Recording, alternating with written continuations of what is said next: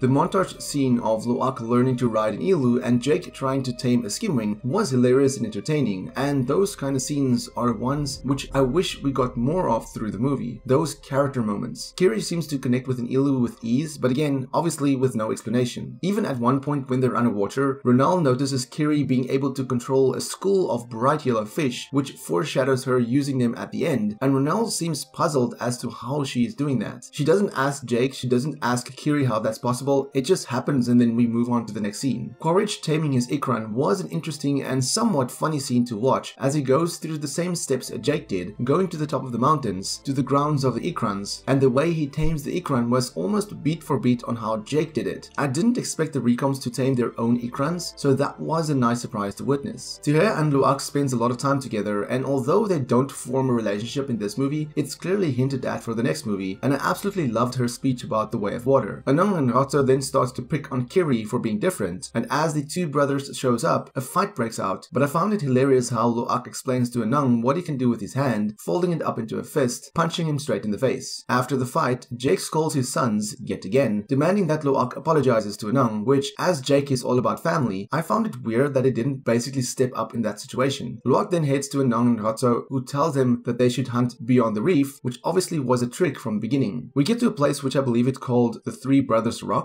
where Anung leads Loak to the depths of the ocean, and once Loak is focused on a fish, the others sneak away to leave him alone in the deep waters. The introduction of the Kula was a treat to see, as it's essentially the shark equivalent in the ocean, and instantly starts hunting Loak. He swims down and hides in between the reef, just like Jake hid in trees when he was hunted by the Thanator. Loak eventually runs out of air, so he needed to swim up, but the Akula was there to catch him, and just before it gets to Loak, Paikan saves the day and smashes the creature against the rock, killing it in seconds while Loak passes out. Paikan, the Tulkun, is by far one of my favorite characters in the movie, and where Loak wakes up on top of him was the second post-credit scene shown in Avatar Remastered, and was the one I got to see during my screening. This was certainly a beautiful scene, and almost an emotional one, as you could see the pain in Paikan's eyes before Loak removed the harpoon. Back at the Sully home, Kiri and Jake has a heart-to-heart dark moment, and Kiri talks about Awa, hearing her heartbeat and her being close, a scene which I wanted to see more of because not only does it look stunning at night, but it is also an interesting conversation between them. Later that night, Loak returns home where he sees a search party going on and he sends Payakan on his way. Jake scolds Loak again for something that wasn't even his fault, saying something like he brought shame to the family. I'm sorry, but Anong nearly caused the death of Loak, so how is this his fault and why doesn't Jake step up for his kids? While Loak was explaining what had happened to the rest of the children, Tirea, I believe, mentioned that he met Payakan and that Payakan is a killer, an outcast because of what he did. While Loak heads back to meet with Payakan, the rest of the kids go to the spirit tree, which they say is best to experience during eclipse, and I guess that is their way of saying nighttime. They all swim down to connect with the spirit tree in what ended up being the most interesting scene for me. As Kiri connects to the spirit tree, you see that she actually meets Grace Augustine in an emotional scene, and one moment Grace is in her human form, the next in her avatar body. After hugging her, Kiri asks Grace who her father is and why she's different, what the Great Mother wants from her, and well, this is where things got very tense and kinda scary for a moment. The music tenses up and Grace almost starts choking as she tries to talk but are unable to say a word. Grace then disappears as Kiri is having a seizure while everything around her starts flickering, and this was a big WTF moment for me in the movie. The kids take her back to the village as Norm and Max arrives with medical equipment, and after some time they could not find anything wrong with her. Renal arrives with her own medicine as Neytiri chases Norm and Max away. She performs some sort of ritual healing, and interestingly, while Jake tells Norm what had happened, he explains to Jake that it is typically frontal lobe epilepsy, that she should not connect to the spirit tree ever again. Kiri wakes up in tears as she was obviously frightened about what had happened. Not much else was explained about the scene, and the movie don't ever really go back to it either. None of the children spoke about it, and I find it kinda odd that the whole flickering of lights, Kiri having a seizure, seeing Grace, all of that is just not mentioned again. It's something I feel The Way of Water does often, obviously to set up the third movie, but it's frustrating, especially because I believe Cameron even said that these movies can be seen by itself, and I don't really think that's entirely true. It then jumps to Spider and Team Blue as he's trying to learn the Na'vi language to Quaritch while they detect the aircraft Norm and Max arrived in, but it was somewhere amongst hundreds of islands and not a pinpoint accurate location, so thus they went to search with the idea of going from island to island. We then see the first proper look at the Sea Dragon leaving Bridgehead City, and although I'm still certain that this is the Sea Dragon, I don't believe it was ever called that. In fact, only the Na'vi referred to it as the Demon Ship. The humans never called it anything. Quaritch and Team Blue land on the Sea Dragon and meets a Tulkun hunter named Scoresby, who got more screen time than General Ardmore, which was a little annoying to be honest. He keeps going on about needing to meet a quota and needing to hunt the Tulkuns, as that is what the Sea Dragon is rigged to do. We also meet a marine biologist named Ian Garvin, who also for some reason got more screen time than General Ardmore. He kind of felt like the role of Trudy, somebody who works for the RDA but doesn't really like what they're doing, and ultimately is happy when his boss fails. Garvin explains to Quaritch and Scoresby what tribes there are on the islands, and they decide to start to hunt for Jake. Back at the Metkayina, we see the return of the Tulkuns, and this was a beautiful scene to witness. I believe we hear Jake narrating again, as it shows Renal and her spirit sister Tulkun as they exchanged dialogue about her Tulkun having a baby and Renal being pregnant. She never gives birth in this movie, and the baby we saw in the trailer was actually just a random baby. We then see Team Blue and the RDA raid the first island, asking about Jake Sully, and then shoots the Ilu we saw from the trailer. Thereafter they proceed to burn most of the village. Spider is with them through all of this, and here he begins to see the true colors of the RDA and Quaritch. Tonawari informs Jake and Neytiri that the RDA is looking for them based on reports, and that they have a human boy who speaks Na'vi. Neytiri and Jake discusses how they will be attacking the RDA, as a head-on approach won't be the best option. The RDA and Team Blue raids a second village, and Quaritch realizes that they need to bring Jake out, as going from village to village won't work. Quaritch suggests to Scoresby and Garvin that they should hunt Tulkun right there, as it'll bring out the locals, because killing Tulkun that close to the village is like killing a relative. Loak hangs out with Payakan, and he then decides to open his mouth and let Loak swim inside. It is there where Loak then bonds with Payakan and sees his past, what happened to him, and how he became an outcast. The RDA was essentially hunting him and killed most of his family, also causing him to lose part of his fin. Afterwards, Loak is taken to Tonawari by the kids, which felt a bit abrupt, but Tonawari scolded Loak for bonding with the outcast. This was the third and final mid-credit scene from Avatar Remastered, and through this whole scene, I kept thinking, why doesn't Loak just tell them what he saw? If he told them what happened, then Payakan won't be seen as an outcast, and they would have understood. Loak then meets with Neytiri alone thereafter, where he does explain the whole story, and again, why didn't he just explain that moments earlier? She even suggests that he should tell her father, but he disagrees for some reason. Loak then explains how everyone sees him as an outcast, but Neytiri doesn't. The next scene is easily one of the most emotional ones to experience, as we see the RDA in the sea dragon hunting tulkuns, one in particular. They first separated the tulkuns with explosive devices in the water, which makes them disorientated. Then they shoot harpoons through their fins, which brings up airbags to slow them down, followed by an explosive harpoon shot to the chest, which honestly was hard to see. The tulkuns never fights back, thus the RDA isn't afraid of them, and after killing the one tulkun, it's revealed that this was in fact the tulkun sister of Renelle, which has the cough, and that was also shown to be killed later on. Afterwards, they bring the tulkun onto the sea dragon, where they go inside its mouth to drill a hole through the glands, I believe, to extract amrita from the tulkun. It's not only worth a lot, about 80 million per vial, but also seems to stop human aging, and right there I was like, wait, hold up, stops human aging? I wanted to know more about this, what this is used for, how it stops aging, but no, that's all the explanation we got from the scene. They then drop the tulkun with the airbags to show Jake that it was them, and shortly thereafter, the Metkayina and Sullys find the dead tulkun of Renelle along with its cough. They also spot the tracker in it, which comes into play later on. Tonawari heads back to the village and tries to rally with the warriors, but Jake intervenes and disagrees, stating that the tulkun needs to leave and go far away, that any tulkun with a tracker is marked for death. Of course, there is nobody to warn Payakan, so Loak decides to ride out with an ilu, and the kids follow behind to try and stop him. Loak then finds Payakan, but unfortunately he already has a tracker in him, and in the distance you can spot the sea dragon approaching. Neytiri tells Loak to call Jake, and he tells them that all of the kids are there at Three Brothers Rocks and needs assistance. With the combined effort of all the kids, they manage to remove the tracker from Payakan, while the RDA sends out crab suits to catch them. Payakan dives deep as Quaritch jumps onto an ikran to find the kids. After a brief chase scene underwater, the kids are separated, with Loak, Tuk, and Neytiri being on the one side, and Kiri, Rokto, and Anong being on the other side. The Mako sub fires a net which tangles up Tuk, Loak, and Neytiri, as in what is no doubt an awesome scene, Quaritch dives into the water with his ikran to grab the net, and you can even spot Wainfleet helping him on the side as they drop the kids on the sea dragon, surrounded by RDA forces and being tied down to the sides. Jake arrives with the Metkayina but stops when they spot their kids being captured, and Quaritch tells him to come alone, otherwise he will harm their kids. As Jake approaches, we see from below that Payakan spots Loak and goes full rage mode, diving deeper to build momentum, only to swim up and do a slam on the sea dragon. As awesome as the scene is, I wish that they had kept it from the trailers, as it would have been one incredible moment to experience. Payakan goes crazy on board, knocking down everything, and even deflects the explosive harpoon that was shot from Scoresby. He then dives back into the water as the rest of the Metkayina attacks, causing in an all-out assault on the RDA ship. The battle that takes place on the ocean is intense, and Quaritch spots Jake following him and trying to shoot him off his skimwing, but Jake eventually dives underwater. He then spots Quaritch and jumps out from the water to bite his ikran by the neck, and interestingly you can even see the pain Quaritch experiences when his ikran is being bitten, while they both fall into the water. While all of this is happening, we see a Mako sub spotting Kiri, Rokto, and Anung underwater, and as it is approaching, Kiri connects her Q to the water plant, controlling it as it grabs the submarine, smashing it to the side, killing the pilots as they're escaping. Even Rokto and Anung is shocked to see this, but again, this is never mentioned again going forward. Back on the Sea Dragon, the Picador explodes right before one turbine, and Spider puts it in full throttle, then destroys the controls, which causes the turbine to take in all of the fire and makes it ram full speed into the rocks as it starts to take on water. Scoresby fires another harpoon at Payakan, but it dodges the shot, grabbing the line and starts pulling their boat towards some rocks. After the boat hits the rocks, it's left stranded, where Payakan then does a dive over them, pulling the line straight through the boat, which then cuts off the arm of Scoresby as we see him falling into the water. We never see him die, so I do wonder if he will return in the third movie. The RDA calls to abandon the Sea Dragon, while Neytiri jumps onto the front to cut the bindings of Loak, Neytiri, and Tuk. Neytiri and Tuk jumps off the ship, while Loak and Neytiri goes back to search for Spider. Wainfleet and his ikran catches Kiri in the water, taking her onto the Sea Dragon, and we can see that the dragon is starting to take on a lot of water. As Tuk and Neytiri tries to free Kiri, Quaritch comes and pushes Neytiri back into the water, while tying down Tuk along with Kiri. Loak and Neytiri rescues Spider, killing some RDA troops, and I kept wondering when Neytiri will die, as it was a prediction of mine for a very long time. Wainfleet starts shooting at them from afar, and as Spider, Loak, and Neytiri jumps into the water, Neytiri gets shot, and you can actually see him holding his wound as he gets into the water, indicating that he has been shot. The three of them and Tirea leave on an ilu, and with Netem being wounded, Luak states that they cannot go back for Kiri and Tuk. They regroup with Jake near some rocks, pulling Netem up as Neytiri arrives, and here I knew that this was going to be an emotional scene to witness. Netem saying that he wants to go home just really broke me, especially Neytiri's scream thereafter as he dies. Although his death happened quick, it was still tough to see. We hear Quaritch calling for Jake over the earpiece, saying that he still has his daughters and that he needs to make a trade, so Spider decides to show Jake how to sneak onto the Sea Dragon. Quaritch and the RDA prepares for Jake to arrive, and that final fight was pretty damn good and intense. Jake causes a distraction with the grenade as he starts to pick out the RDA one by one, while Neytiri attacks from above, landing on the dragon, using her bow to take out some recoms. At one point you can see Neytiri going full on berserk, killing RDA soldiers left and right, to the point where Spider was actually afraid of her. She then realizes her bow was broken, and upon a third watch, I actually noticed you can hear and see the moment her bow breaks during that berserk moment. Jake saves Tuk, but Quaritch has Kiri hostage with a knife, and as Spider comes out to beg him to let her go, we see Neytiri grab Spider with a knife. She told him to let her go, otherwise she will kill Spider, cutting him across the chest. As she is about to stab Spider, Quaritch lets Kiri go, indicating that he does care about Spider. Neytiri, I believe, states a son for a son, implying that she will kill Spider because they killed Netem. Jake later on says the same statement, but with a different meaning behind it to an extent. As the Sullys leave, Quaritch gives a speech about killing his whole family, and Jake was like, let's just get it done, which sees them in an intense final battle. While they're fighting, the Sea Dragon starts to flip over, Tuk gets sucked into the ship, and Neytiri dives after her, while Kiri and Spider climbs around the Sea Dragon as it's rolling over. We see Neytiri and Tuk trying to escape the sinking ship, while Quaritch and Jake continues their battle. At one point Quaritch has Jake in a lock underwater, but as the ship hits the bottom, he loses his grip, which then causes Jake to put him in a chokehold until Quaritch passes out, or from Jake's perspective, dies, and he lets his body fall to the bottom of the ocean. Kiri and Spider decides to dive in and look for Jake and Neytiri, and at one point Kiri uses the glowing fish we saw earlier to guide her. We see Spider find someone who he thought was Jake and even calls out to Jake instead of saying dad, again implying they're not family yet, but it was actually the body of Quaritch, and he decides to grab the body to bring it to the surface. Right there I thought, what about the others? Does Spider not care about them? Anyway, Kiri manages to find Neytiri and Tuk, while Luak finds Jake. He gives Jake the speech about the way of water, the one Tirea told him, and all of them manages to escape the sunken Sea Dragon, reuniting the Sullys together. Spider, on the other hand, pulls Quaritch to the rocks, and for the first time, Quaritch calls Spider his son, but he hisses at them and jumps back into the water, joining the Sullys. Jake then holds both Luak and Spider, saying a son for a son, implying that he lost Netem to gain Spider, whereas I feel Neytiri's statement means Netem died, so Spider should die as well. We then cut to a funeral scene where Neytiri is singing the same song she sang in the beginning of the movie, I believe during the birth of Netem, where she sang to the song chord as each bead represents a memory. Jake says that every song chord must have a last bead, and we see the body of Netem drifting along with the Sullys. Jake stating that a father protects, and that it is what gives him meaning really hits hard, as Jake wasn't able to protect Netem while he died being a hero. They then let his body sink to the bottom of the ocean, as all energy is borrowed and one day has to be given back, as stated by Jake. As the ocean takes his body, we see an emotional scene and a flashback to the birth of Netem. The scene to follow shows Jake telling Tonowari that they will be leaving the Metkayina, but Tonowari states that because his son lies with their ancestors, the Sullys are Metkayina now. Jake even states that it is their home, which likely means that the next Avatar movie will see the Metkayina take on the RDA in full forces, as I highly doubt Jake will leave his home yet again. Jake and Neytiri then swims to the spirit tree underwater with the help of Papayakan, where they connect to the tree one more time to see the memory of their son Netem. This honestly was an incredibly emotional scene, and you have to remember, when connecting to the tree, you essentially access memories uploaded to the tree, and Netem did in fact connect to the tree around the end of the second act, when the kids went to the spirit tree. As Neytiri and Jake is connected, they go back to a memory where Netem is catching fish, a scene which we saw early in the movie and foreshadowed the ending scene, while Neytiri watches her son with his father one more time. Netem obviously doesn't know that he died, which makes the scene even more heartbreaking to witness, as he even asked Jake why he was sad. The scene cuts back to Jake in a similar manner to what the first movie ended, and Jake says the following, quote, "I see now, I cannot save this family by running. This is our home, this is our fortress, and this is where we will make our stand," end quote, as Jake opens his eyes and it cuts to the title card. This obviously implies that Jake is done running away from the RDA, and that the Na'vi will put up a massive fight in the third movie. The RDA now knows where the Metkayina are and that Jake is with them, so I don't see why they would go back to the Metkayina clan unless Jake tries to rally all of the clan members again, much like he did in the first movie. And that was basically a spoiler recap of the movie. So what did I like about the movie? Well, I think it's fairly obvious that the movie is a visual masterpiece.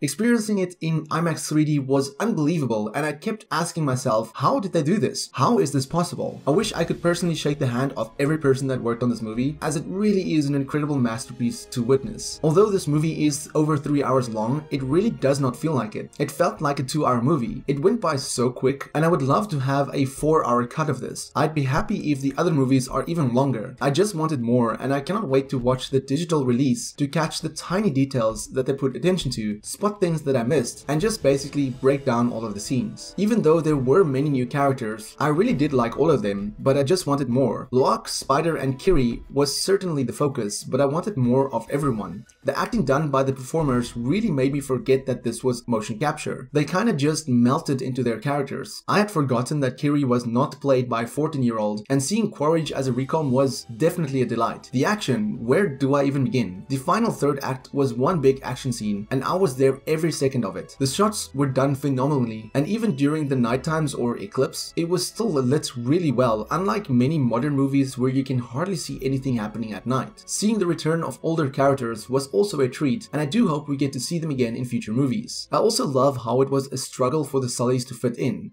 It wasn't like they got to the Metkayina and are now the best of the best. No, they actually took time developing their relationship with the Metkayina, and although this can also be seen as somewhat of a downside, I do like how it made me question a lot of things. I was intrigued by so many new things, and I just wish that I could get the answers straight away. As for the negatives, I do feel leaving too many things unanswered does make elements feel incomplete in a way. I know they're setting up for the third movie, but I feel there were too many things just brushed off. The opening segment felt rushed, and I wanted to spend more time getting to see Jake and Neytiri as parents. I also missed seeing them in action, as I know the franchise is probably setting it up to pass the torch to Loak. I do wanted to see more of them. It also pushed Neytiri to the side too much. Spider was a bit of a mixed bag to me. He flip-flops through the whole movie, and I just didn't get what he wanted. I feel that they didn't do a great job at developing his character, and although his story is explained a bit more in the comics, they should have given him a better character arc in the movie. I mean, when he rescues Quaritch at the end, he doesn't know Jake and Neytiri is saved, so from his perspective, they could be dying or dead, yet he spends time saving Quaritch. So if he was going all in with his new dad, then don't make him just leave Quaritch the moment he is saved. What was the point of saving Quaritch then? It would have made more sense if Spider left with him. The stakes in this movie also felt smaller in a sense. I mean, the first movie was the entire RDA against the various clans, and there were some big risks, but this is just a personal battle with the Sullys, where the Metkayina is thrown in the mix. Destroying one sea dragon doesn't seem to have affected the RDA that much. Also, their recon program seems like a failure because everyone except Quaritch and Wainfleet died. Having Quaritch mimic the scenes from Jake in the first movie did seem interesting at the beginning, sorta like an Easter egg, but it kept happening over and over. They reused shots, music, lines, and it just felt odd, not to mention cutting between Jake and Quaritch. Those scenes didn't flow as it should have. Also, where were the Metkayina at the end? While the sea dragon was sinking, surely Tonawari could have helped. It was just the Sullys, nobody else. It just feels like there was a lot of context missing in many scenes, and maybe there will be an extended edition to fill in those gaps, but often when it jumps to different scenes, I just raise an eyebrow wondering why the previous scene didn't feel complete. I will certainly go see The Way of Water in theaters again, and I really cannot wait to watch it bit by bit at home, so I can catch smaller details as I really loved this movie. Visually, it's up there as one of the best looking movies ever, if not the best, and I do feel that it is in line with the first Avatar movie. I do, however, think some aspects of the first one is better, but then again, much of the second movie is better than that of the first, so they're certainly equal overall, and movies that should be experienced together. This was essentially my spoiler breakdown and discussion of The Way of Water, and if you stuck around to the end of this discussion, then I do want to say a massive thank you for supporting my content, and you being here is immensely appreciated. But what are your spoiler thoughts on The Way of Water? Let me know in the comments below, and for more Avatar content, have a look at the rest of my channel. Until next time, have a fantastic day and stay safe.